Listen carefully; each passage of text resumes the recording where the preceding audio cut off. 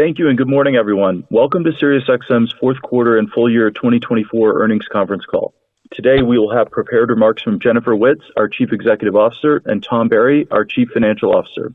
Scott Greenstein, our President and Chief Content Officer, will join Jennifer and Tom to take your questions during the Q&A portion of this call.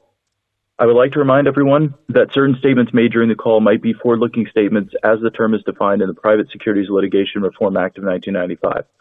These and all forward-looking statements are based upon management's current beliefs and expectations and necessarily depend upon assumptions, data, or methods that may be incorrect or imprecise.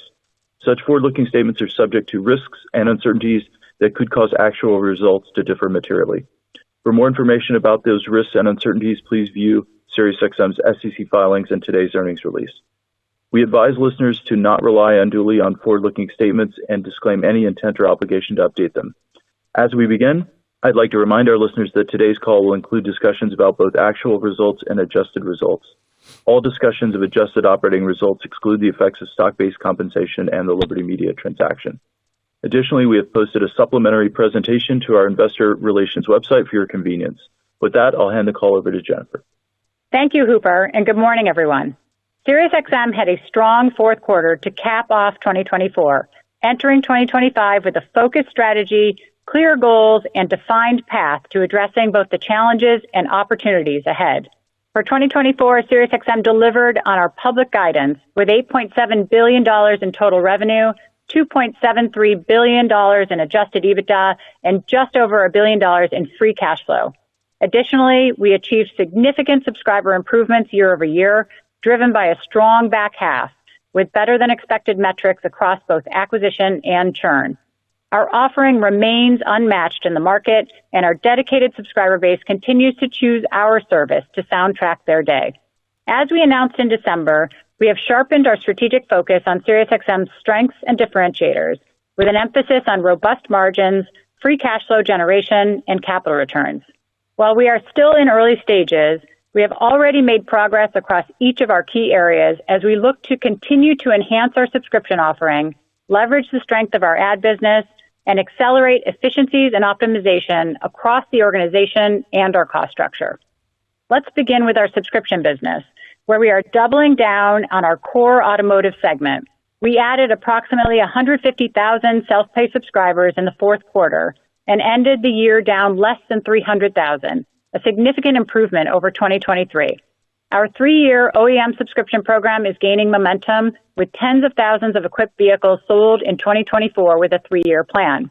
And the launch of our service in Tesla and Rivian models in December, leveraging our newest 360L technology in a streaming-only implementation, allowed us to quickly scale to over 2 million vehicles already on the road.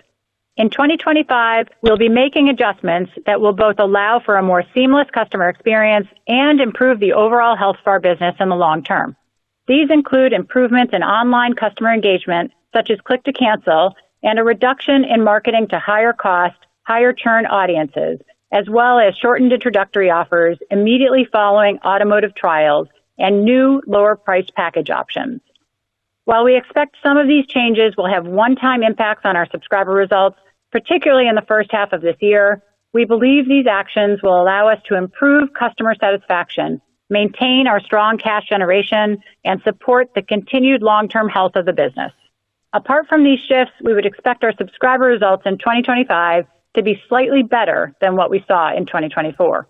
Streaming remains critical to our future as we look to expand reach and engagement for our core subscribers who increasingly consume SiriusXM content both in and outside the car. Between 360L, which will account for roughly half of our new car trials this year, and the recent Tesla and Rivian launches, which are IP implementations, streaming plays an increasing role for our business in the vehicle.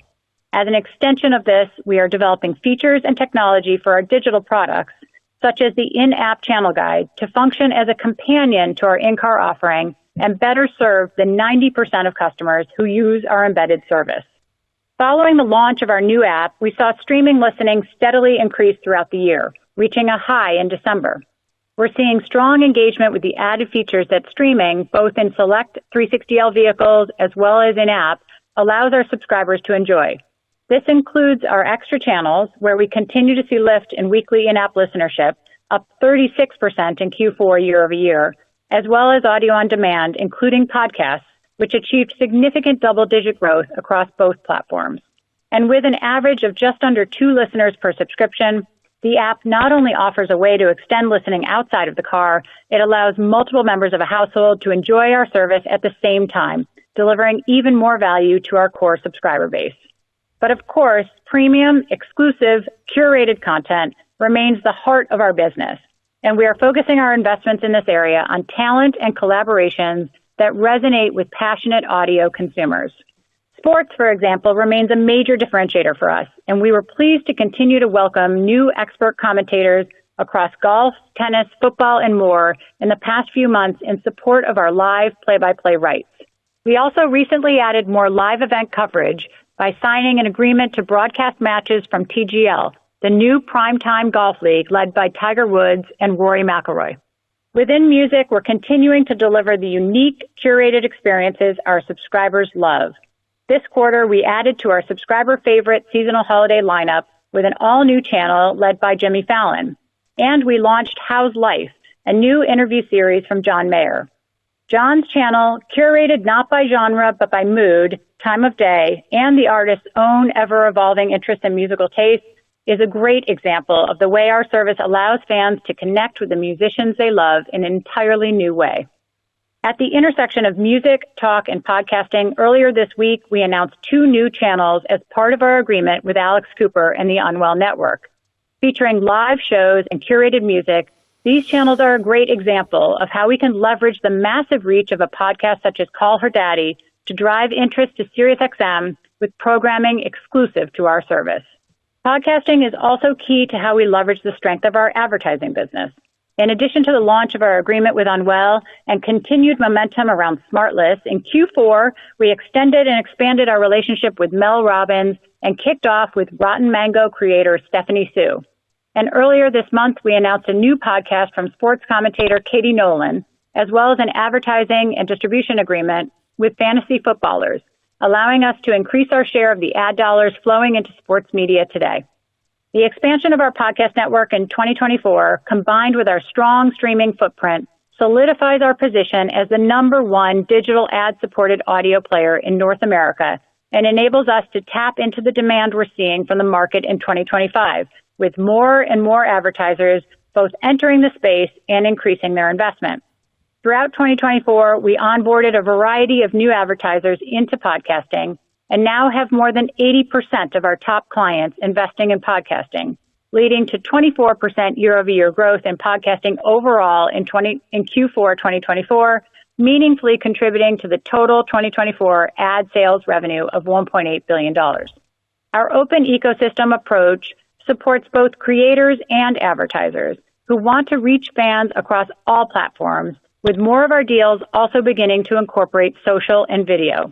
And within ad tech, where our AdsWizz platform revenue was up 18% year over year in 2024, we are not only welcoming more publishers into our marketplace, we are also seeing key measurement and technology leaders put an emphasis on audio in 2025 as an area of opportunity, addressing the gap between time spent and media investment. Turning now to another key element of our strategy, increasing efficiency across the entire business. In addition to the focus on our core audience with regards to both our marketing and content spend, we are right-sizing our product and technology costs following a period of high investment, optimizing our organizational structure, and are working diligently to achieve the additional target of $200 million in annualized savings as we exit 2025. Tom will speak to these initiatives in greater detail in a moment. As we noted in December, our 2025 guidance reflects the underlying strength of our platform, our increased strategic focus on our differentiators, and the actions we are taking to maximize efficiencies, all of which will drive improved free cash flow. It also accounts for the short-term impact of the changes we are making to the subscriber business, as well as the broader work we are doing to improve the long-term health of the business. Helping us achieve our goals is Wayne Thorson, our new Chief Operating Officer, who is now overseeing both our product and technology group as well as key commercial functions. Most recently, Chief Business Officer of ADT, Wayne has incredible experience leading thoughtful and swift change. By unifying these areas of our business, We are ensuring a more rigorous ROI-based approach to all current and new initiatives and will more quickly execute upon updates to our business that will drive subscriber results. You should expect to hear from Wayne on our next earnings call. We remain steadfast in our belief that our offering, from our exclusive content to our leading in-car position, holds a unique and valuable place in the broader entertainment ecosystem. By sharpening our focus, we are bolstering the overall strength of our business in the long term while continuing to deliver for both our listeners and our stockholders. I will now turn it over to Tom. Thank you, Jennifer, and good morning, everyone. As Jennifer mentioned, we closed the year on an encouraging note, delivering strong financial and subscriber results that met or exceeded our goals. We achieved several key milestones over the course of the past year that strengthened our long-term foundation while sharpening our focus on the core business. Completing the Liberty transaction simplified our equity structure and removed uncertainty. At the same time, we successfully executed targeted efficiency initiatives, achieving our full-year goal of $200 million in gross savings. These efforts enabled us to maintain strong margins while we reinvested a significant portion of these savings in business priorities. Our commitment to the core business is evident in the way we deepened our agreements with automakers and dealers.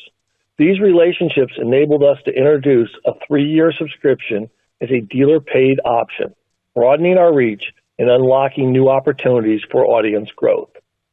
We leveraged enhanced data capabilities to improve trial conversions, expand subscriber acquisition channels, and refine marketing capabilities, driving higher engagement with our core subscriber base and strengthening our used vehicle reach. Innovation continued to be a cornerstone to our strategy.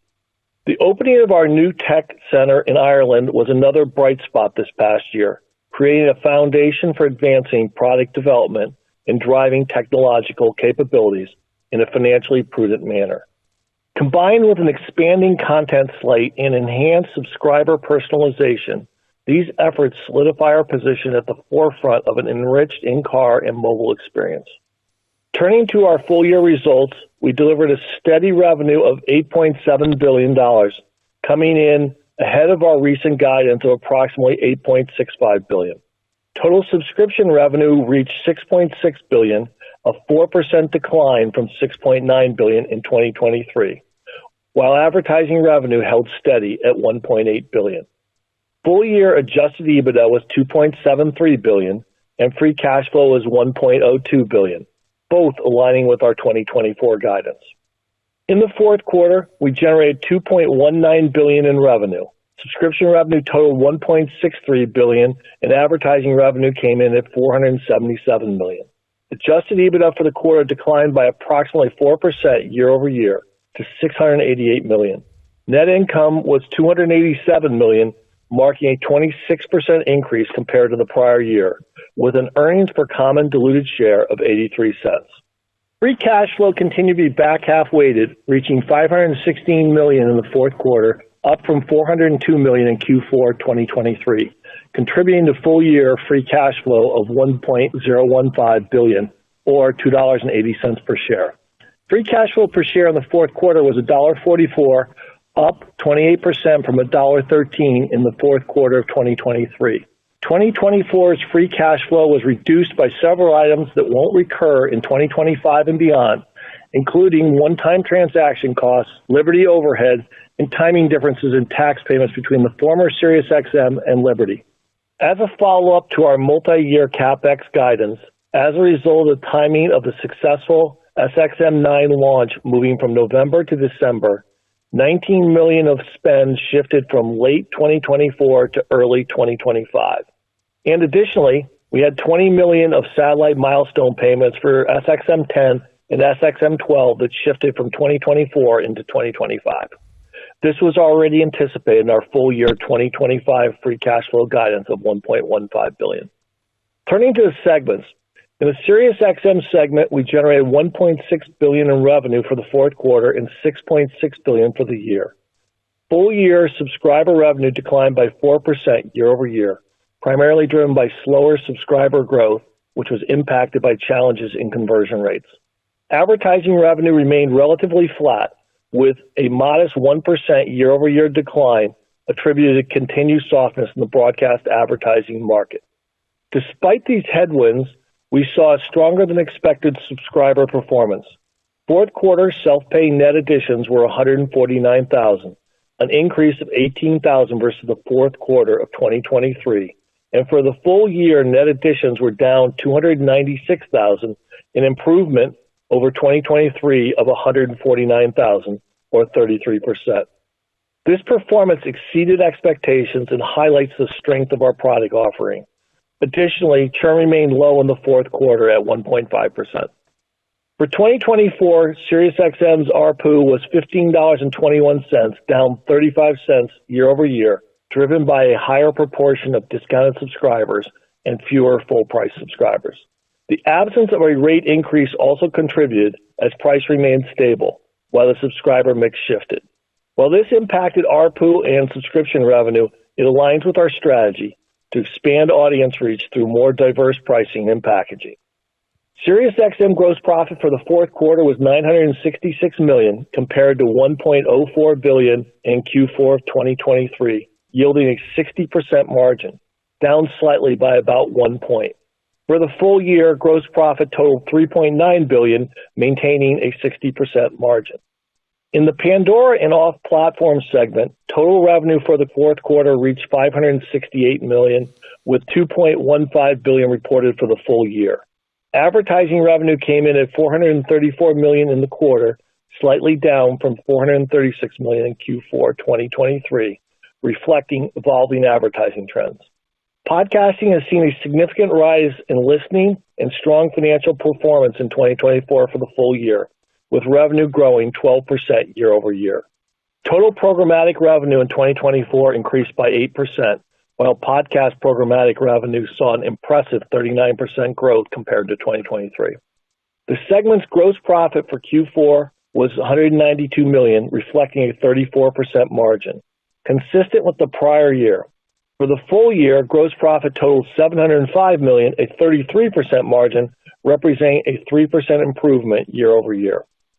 During the fourth quarter, we completed the license transfer of 10 megahertz in the WCS C and D blocks, strategically positioned around our existing spectrum holdings.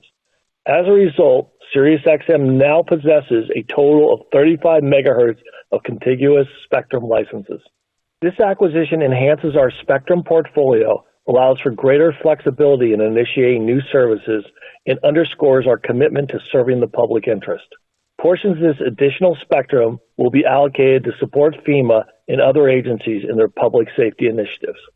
We continued our commitment to returning capital to stockholders, distributing $92 million in Q4 through dividends and initiating share buybacks after our strategic announcement in December, which has resulted in $18 million in buybacks to date.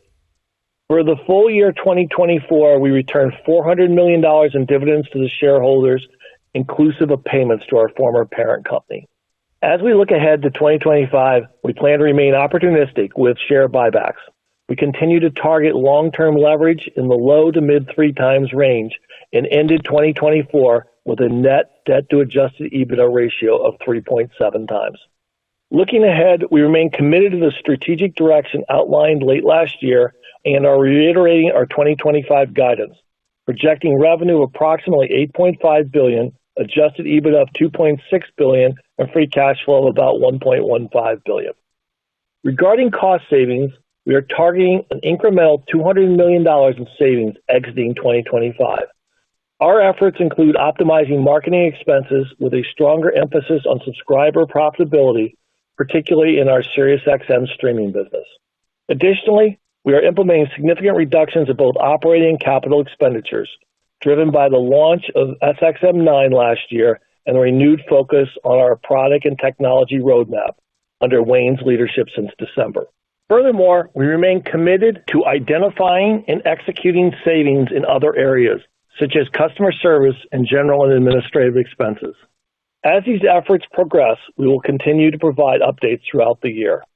With that, I'll turn it over to the operator for Q&A. Thank you. We'll now be conducting a question and answer session. If you'd like to ask a question, please press star 1 on your telephone keypad, and a confirmation tone will indicate your line is in the question queue. You may press star 2 to remove yourself from the queue. For participants using speaker equipment, it may be necessary to pick up your handset before pressing the star keys. One moment, please, while we poll for questions. Thank you. And our first question is from the line of Cameron Mansson-Perrone with Morgan Stanley. Please proceed with your questions. Thank you. Jennifer, I know you touched on the net ad kind of outlook a little bit for this year, but I was wondering if you could elaborate a bit just in terms of some of the puts and takes that might dictate where you shake out for 25, even just directionally. And then for either one of you guys, on the guidance for adjusted EBITDA this year, it kind of underwrites a worse decline this year than in 24. And I'm wondering, as we think through that, given the upcoming pricing action and a similar run rate of cost savings this year relative to 24, just curious what might be preventing more of those benefits from flowing through in terms of the decline in 25 relative to what you guys were able to execute on this past year. Thanks. Sure. Thanks, Cameron. So I guess I'd start on net ads just with a quick review of where we landed in 24. We were really pleased with the trial volume, and then that in part helped offset, the pressure we've seen on conversion rates, and we just had much better retention across both voluntary and non-pay churn. And then we saw additional positive impacts from Podcast Plus, our OEM 3-year subscriptions, and in general, improved used car ownership visibility. And in Q4 specifically, we really saw better than expected performance across virtually every line in acquisition and retention. So, that's a good backdrop for 25. We do have some one-time impacts that we highlighted earlier from, click to cancel rolling in, shorter term post-trial promotions, and of course our pullback in streaming marketing. And most of these will be rolling through in the first half of the year.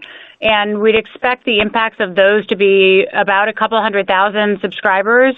So outside of these, I still expect to be slightly better year over year in terms of self-pay net ads. And, just broadly speaking, I'd say, some similar seasonality as we've seen in the last couple of years among the quarters. And then, Tom, you want to address EBITDA question? Yeah, Cameron. So, Jennifer talked about the revenue side, and obviously we're calling down the revenue for the full year. But I think when you look through the variable and fixed costs as you go down, there's obviously the initiatives we're doing to optimize our cost structure and enhance our efficiencies. And there's some offsets of, things like higher SAC because of the Gen 8 transition. So we're looking at when we're focused on the overall margin, but generally it's the revenue side and it's offset by the cost savings. Very helpful. Thank you both. Our next question is from the line of Barton Crockett with Rosenblatt Securities. Please proceed with your questions. Okay, great. Thank you for taking the questions. I was wondering if you could talk a little bit about how you see the environment for the funnel of gross additions into the upcoming year. Is your sense that the funnel has kind of improved with the used car and the new car markets, or is there still pressure there? A little bit of color would be helpful. Sure. SAR last year, I think, finished at about 15.8, but of course the fourth quarter was really strong on new car sales. And, I think everyone's waiting a little bit for what might happen on tariffs. My personal feeling is that, the automakers are going to do everything they can to the extent those go in place to meet U.S. consumer demand for vehicles. But used cars has been an increasing part of our trial starts, and we're at about 50%, and that's with the ones that we capture at point of sale, through dealerships. And we've increasingly added partnerships where we get information on used car ownership changes and been able to put trial offers and programs in place there as well to increase, our yield through the funnel. So I feel good about, the auto market in general. Of course, we'll keep a close eye on tariffs overall, but strong auto business is good for our business. Okay. And then if I could follow up, you were mentioning that you've had some pressure on conversions, which, it's a rate number that you guys used to report and haven't for a few years now. But I was wondering if you could elaborate on what the source of the pressure is, and how you see that kind of turning around over the course of this year. Barton, it's similar to what we've seen in past years with the pressure coming from newer trialers and younger consumers that are entering the automotive funnel, and some of the competition we see from other services coming through projection technology into the car. But we're very focused on stabilizing conversion rates and excited about sort of the broad changes we're rolling through this year across product in terms of the content and features coming in expanded 360L rollouts, pricing and packaging with a lower entry price, and at least in our testing, better ultimate retention post-trial and post-initial promotion post-trial, and better marketing capabilities, right, with all the data coming back on 360L.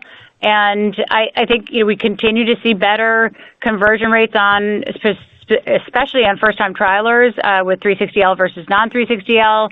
More features are rolling out. Of course, we've expanded our reach with Tesla and Rivian, which is also going to help improve the overall funnel. And look, I think some of the metrics we look at are going to be different because, with our pricing and packaging strategy, it's really an effort to improve post-trial retention after the initial offer. And so that'll show up, again, in better churn as opposed to necessarily better conversion rates, but, ultimately better yields for the business. Okay, that's helpful. Thank you. Our next question is from the line of Jason Bazinet with Citi. Please proceed with your questions. I just had a quick question on the incremental cost saves that you guys are going after. Is the right way to think about it that most of those savings will be reinvested in the business like the last batch of cost savings? Or is this more focused on potentially generating more near-term EBITDA and cash flow? Thanks. So our approach on the exiting 2025, the $200 million and the ongoing initiatives, we're looking to optimize the overall efficiency of the company. And so we're looking across all areas. Right now, we're really focused in the near term on the roadmap and the product costs, as well as optimizing our marketing strategy. We will look as we go forward. There will be, I think there'll be more flowing to the bottom line, but I will say there's also some level of investment as we redirect and work on our product roadmap going forward. So I would say you'll see more going to the bottom line, but I would still say we will be investing in the business. Yeah, and I'd just add that the guidance we've provided on satellite CapEx is outside of those cost savings. So that's incremental improvement to free cash flow over the next few years. Understood. Thank you. Thank you. Our next question is from the line of Kutgun Maral with Evercore ISI. Please proceed with your questions. Good morning. Thanks for taking the questions. One on net ads and one on advertising, if I could. First, Jennifer, sorry to follow up on the net ads question from earlier, but I just wanted to better understand the expectations for 2025.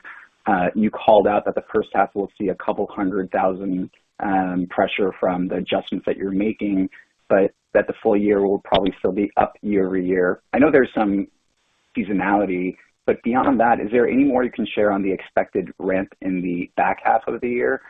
And then second, I was hoping to get your latest thoughts on the ad market in terms of advertiser demand and pricing. You highlighted expanded podcast offerings, double-digit growth in programmatic podcast revenue, the strengthened ad tech capabilities. How do you see these driving benefits throughout 2025? And any initial reads that you could share into the quarter on the ad side would be helpful. Thank you. Okay, thanks, Kutgun. So, yeah, a little bit more, maybe better clarity on the comments I made on net ads. So we would expect net ads to be negative this year. And then, but for these one-time impacts, we would be slightly better than last year's negative results. So these, we believe that the impacts of things like this correction in streaming marketing and one-time click to cancel, those one-time impacts will roll through primarily in the beginning of the year through the first half, and that means we would expect to have sort of a similar trajectory to last year, where the first half was definitely negative, and the second half we'll wait to give more clarity on that. But overall, the net adds would be worse than last year because of these one-time impacts. But again, without them, we still feel good about the trajectory of the underlying business and improving year over year. On the ads, do you want to start, Tom? Yeah, sure. On the ad revenue side, we closed the fourth quarter with $477 million, so we had a solid fourth quarter. And overall, the full year was $1.8 billion, in line with what our guidance or what our internal targets were, and in line with the prior year. What we're seeing in the market space is, podcasts, as we've outlined, we're up 24% in Q4 and up 12% for the full year. A lot of that has related to the investments in the strategic content that we've invested in the last year. The Alex Cooper Unwell Network, Smart List, Mel Robbins, and even recently the Fantasy Footballer. When you look at each one of those, I think we're seeing early positive results. So we look for podcasting to continue, and a lot of those will end up with full year benefit in 2025, and then programmatic was very strong in the fourth quarter, up 38%. And so, overall, we think advertising in 2025 will be up slightly. Yeah, I just add on to that what Tom said about podcasting. So we've seen great demand for the new podcasts we've added, in the back half of last year with the Unwell Network, Caller Daddy, and Smart List.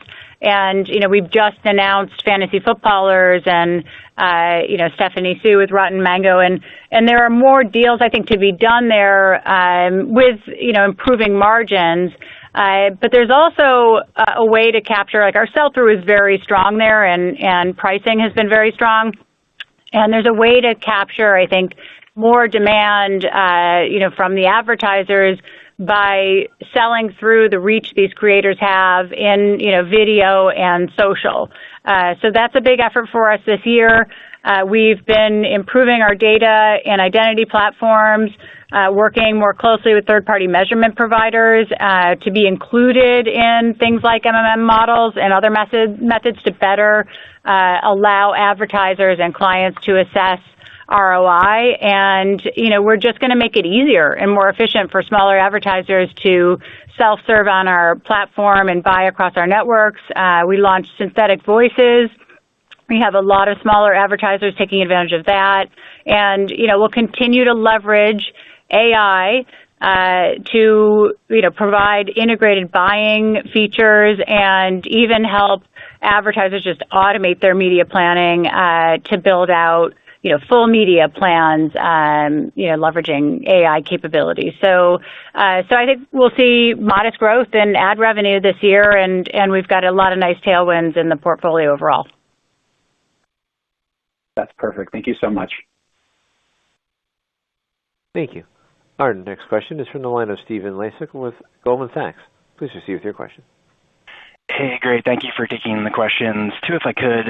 First on ARPU for Jennifer. I imagine the strategy to refocus the business could have a natural uplift on ARPU over time as you focus less on the promotional side of the market.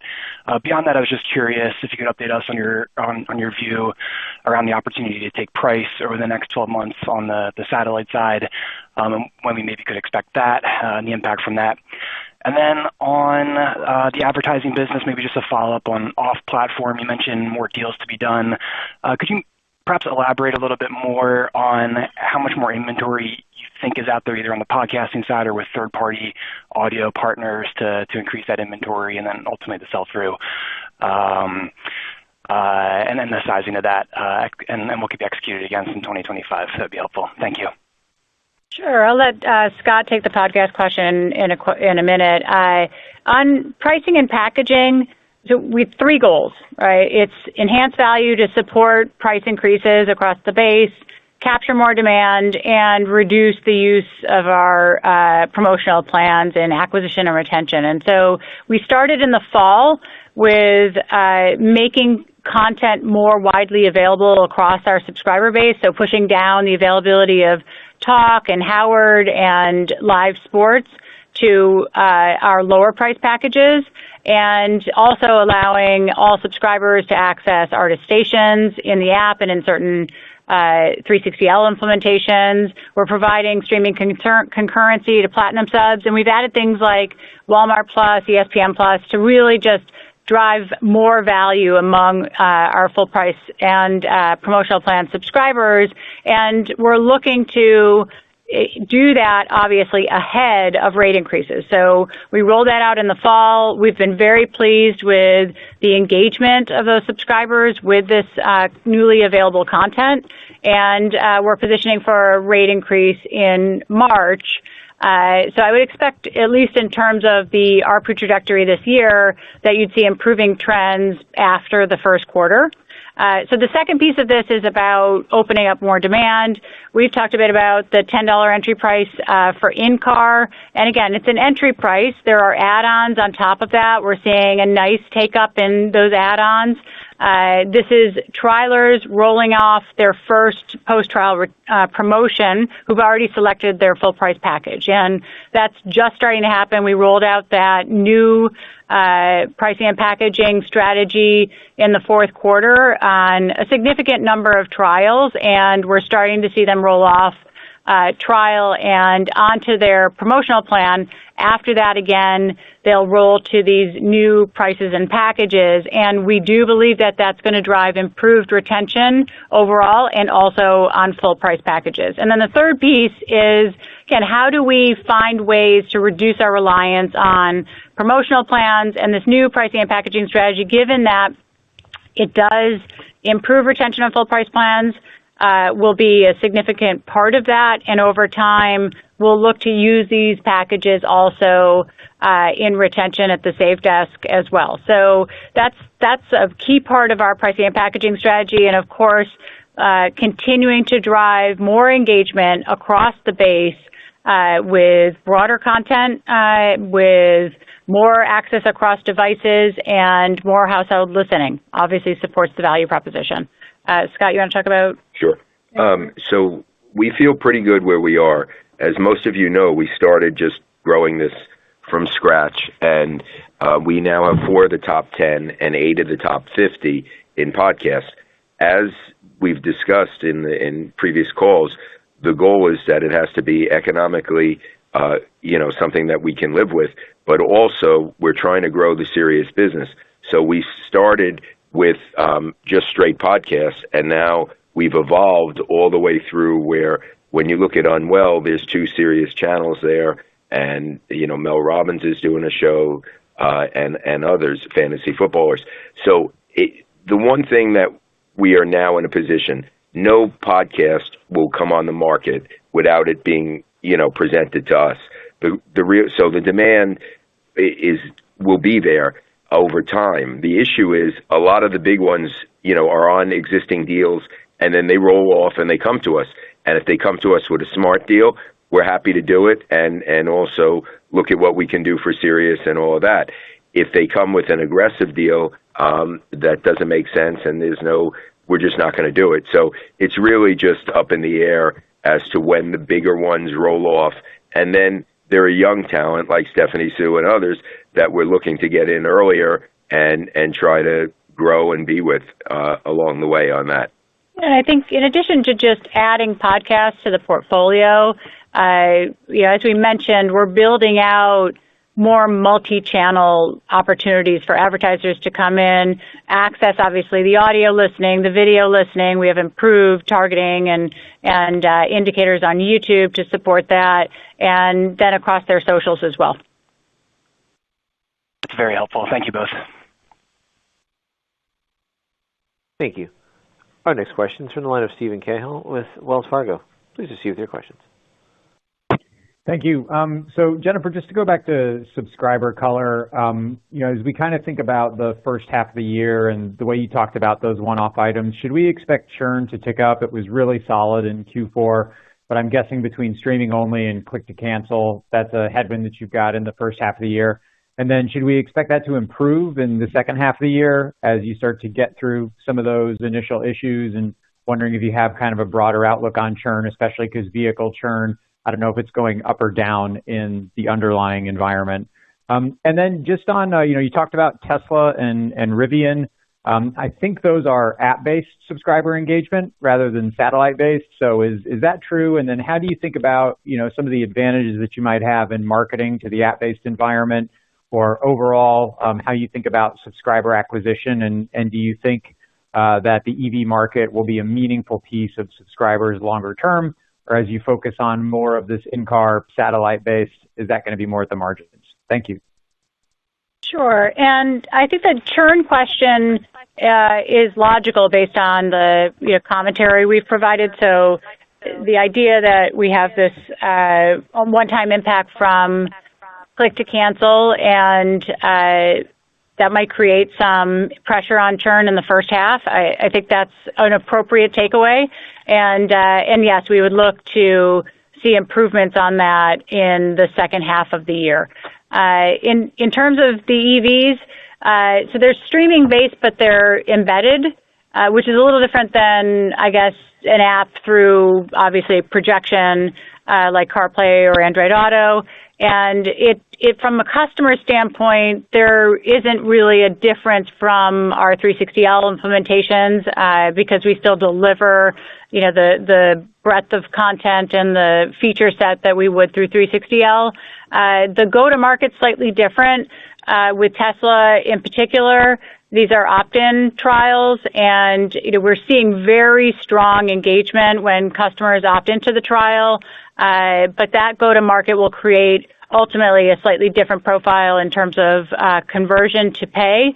One of the areas I'm most excited about is, of course, a lot of our households have Teslas in their garage, and we're seeing nice take-up in terms of trial take rates among our current households and looking to add subscriptions in Tesla with that embedded service. We've seen nice progression in Rivian as well. And the conversion rates, it's early to say because we just rolled them out, but based on how customers are adding follow-on plans in trial, I think that will ultimately look like some of our other premium OEM models. But really excited to have these in place, not only because of the expanded reach, but also because of their receptivity, the EVs in general, to over-the-air updates and being able to add new features and present different offerings to customers over time. So, yeah, it's an ongoing part of our subscriber acquisition strategy, and really excited about having that presence among those two EVs. Thank you. Thank you. Our next and final question is from David Joyce with Seaport Research Partners. Please proceed with your question. Thank you. Two questions, please. First, if you could update us on where targeted advertising is on the 360L product, and what sort of a contributor that could be in 2025. And then secondly, it looked like there were some significant efficiencies in sales and marketing. I think that was reflecting you taking your foot off the gas pedal with the streaming-only product. But what should we think about the spending trajectory from here on sales and marketing? Thanks. Yeah, I'll let Tom take the second one. In terms of our opportunity for SiriusXM ads offerings, I think there's two pieces to that. We've got a free preview in market on select vehicles, and that will expand nicely this year among a couple of other OEMs. And again, that's a reduced channel set of 40 channels, starts with broadcast ads. We'll be able to add the targeted ad capabilities over time there, and leverages 360L delivery. I also believe, and I think the main priority there, again, is keeping that service open and active so that we have opportunities to upsell into the subscription service over time. And then the other opportunity I think that will be increasingly important to us is a low-cost subscription with ads. That as we continue to find opportunities to take price on the overall subscriber base, that we're looking to find methods to create lower price points for customers that may be more cost conscious and are willing to hear ads, frankly, in their experience. You see this very successfully done, obviously, among the video streamers. And so we believe we have an opportunity to start to test into that this year and ultimately provide a pretty broad access to subscribers and prospects to an ad-supported subscription. And that will come with targeted ads as well, especially in 360L. Address sales and marketing? Yeah, David. So, you're correct. We reduced, obviously, sales and marketing this year as we've continued to look through the optimization. And also, as we've repivoted in December and looked more closely at, the streaming and level of marketing that supports that. So, when you look at it, we believe in 2025 we'll continue to look to optimize to better leverage the Salesforce tool that we have just recently put in, and I think through that we'll continue to see better returns. But I would say that is an area of focus that as we work through our product roadmap and Wayne gets here and spends a little bit more time, we'll look at better integration across the platforms. Great. Thank you very much. Thanks, David. Thanks, everybody, for participating today. We will speak to you in the near future. Take care.